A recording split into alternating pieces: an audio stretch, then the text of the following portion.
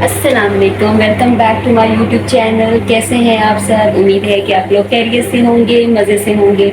आज मैं अपनी सिस्टर को हॉस्पिटल लेके आई थी, तो मुझे डॉक्टर सना मिली और उनके साथ सिस्टर भी बैठी हैं। तो ये मुझे बहुत अच्छी लगी हैं। इन्होंने बहुत अच्छे तरीके से सारा देखा और बहुत ही, एक तो इनकी सर्विस मैं कहती हूँ लाजवाब, ऊपर से ये इतनी काइंड हैं, दोनों बहुत ही अच्छी हैं। तो मैंने कहा चले इनका हम थोड़ा सा इनकी बातें करते हैं। तो आज देखते हैं हम सना को। Hello public, how are you? उम्मीद करती हूँ आप सब खैरियत से होंगे।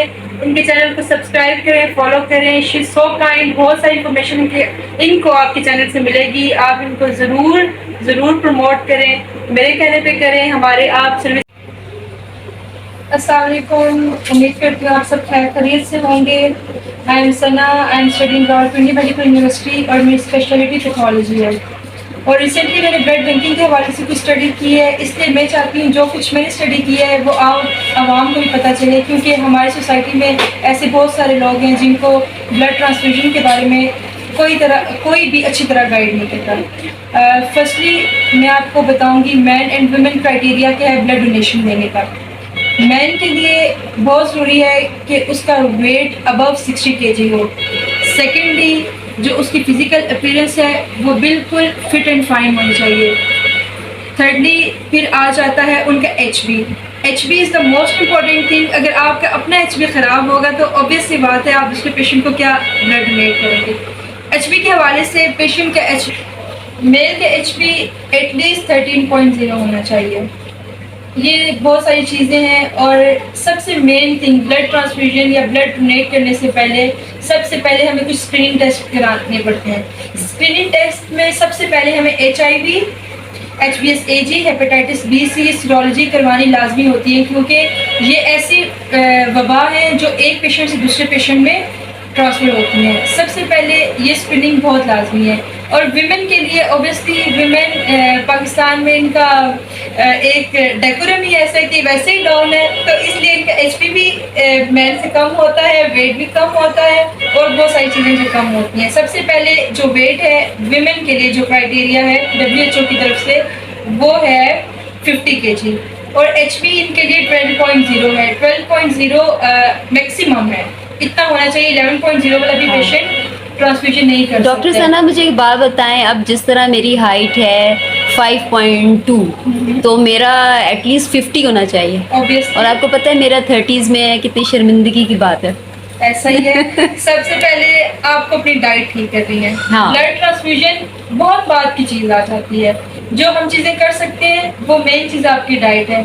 डाइट में ब्लड के लिए सबसे प्रोटीन आपने लेनी है। हाँ। प्रोटीन आपने हाईली रिच फिश होगी, एग हो गया, मीट हो गया। और मीट कोशिश करें बॉईल करके मीट लें, वो इससे आपकी प्रोटीन रिच है वो होगा।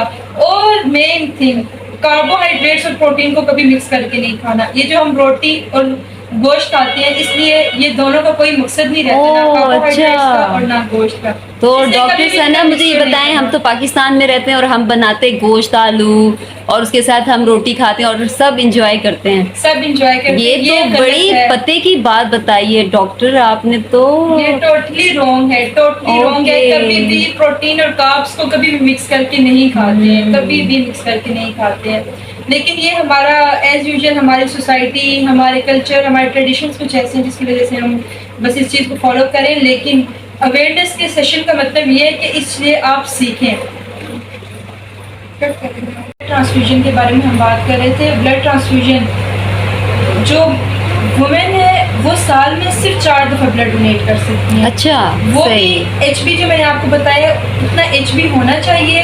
उनकी फिजिकल फिजिक भी उस तरह होनी चाहिए, बिल्कुल फिट एंड फाइन होना चाहिए। किसी किस्म की कोई भी डिजीज़, अगर HIV पॉजिटिव है, हेपेटाइटिस B पॉजिटिव है, C पॉजिटिव है, तो ये पेशेंट कभी भी डोनेट नहीं करेंगे। और एज फॉर द मैन 5 दफ़ा वो डोनेट कर सकते हैं। Obviously वो हमेशा सुपीरियर ही है, तो 5 दफ़ा डोनेट करेंगे। ये देखें जो आदमी वो तो खुश हो गए, आपने उनको जो कहा है ना बहुत अच्छा। वो हमेशा से सुपीरियर है, क्योंकि कि अल्लाह की तरफ से उनका मुकाम भी बहुत सुपीरियर है। हाँ। और कभी ये बात तो एक अलग ये तो है, मैं भी इस women बात और को men बिल्कुल कभी equal नहीं हो सकते। जब एक एग्जैक्टली इस्लाम ने इस चीज़ को मना कर दिया तो हम इसको इक्वल कैसे कर सकते हैं? हाँ इन सब चीज़ों का ख्याल रखना है। सबसे पहले अपनी स्क्रीनिंग करानी है ताकि जिसको खून लग रहा है और जो खून दे रहे हैं उन दोनों की ज़िंदगी एक अच्छे तरीके से बचे और ख़तरों से पार रहे।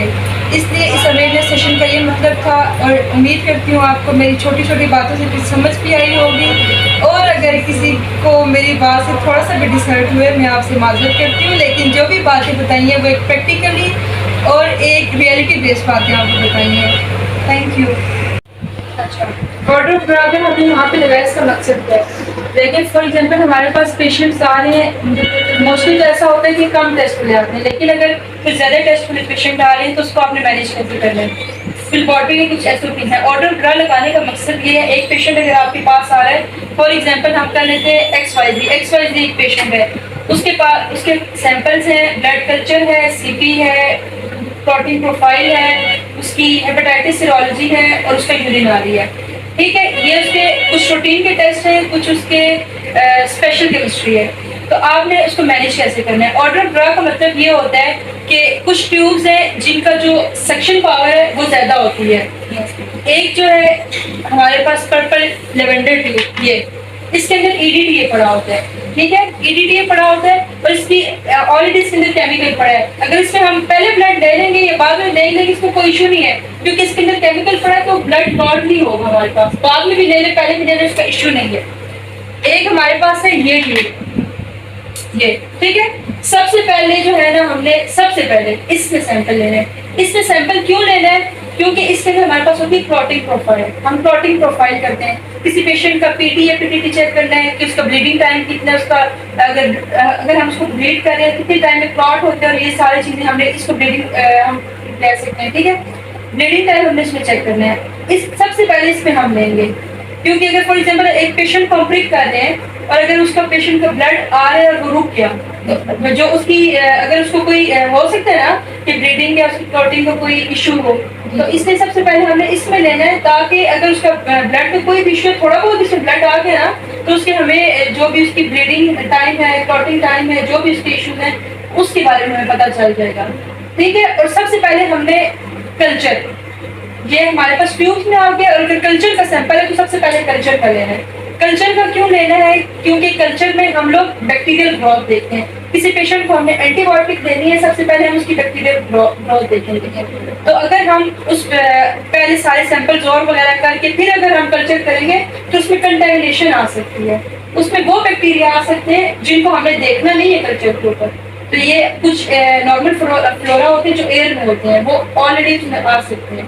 तो ये 3-4 चीजें इसके ऊपर हमें वर्क करना पड़ता है। और सबसे लास्ट हम लेते हैं शुगर का फ्लोराइड ग्रेड 2, सबसे लास्ट में हमने ये लेने हैं फ्लोराइड। इसका कुछ इशू नहीं है, इसमें आप पेशेंट को दोबारा पिक करके ब्लड ले लें तभी कोई मसला नहीं। तो ये आपने आइंदा के बाद ऑर्डर ऑफ ड्रॉप फॉलो करना है, और अगर फॉलो ना हुआ तो यहाँ लगाने का जो मकसद है वो रहेगा नहीं। और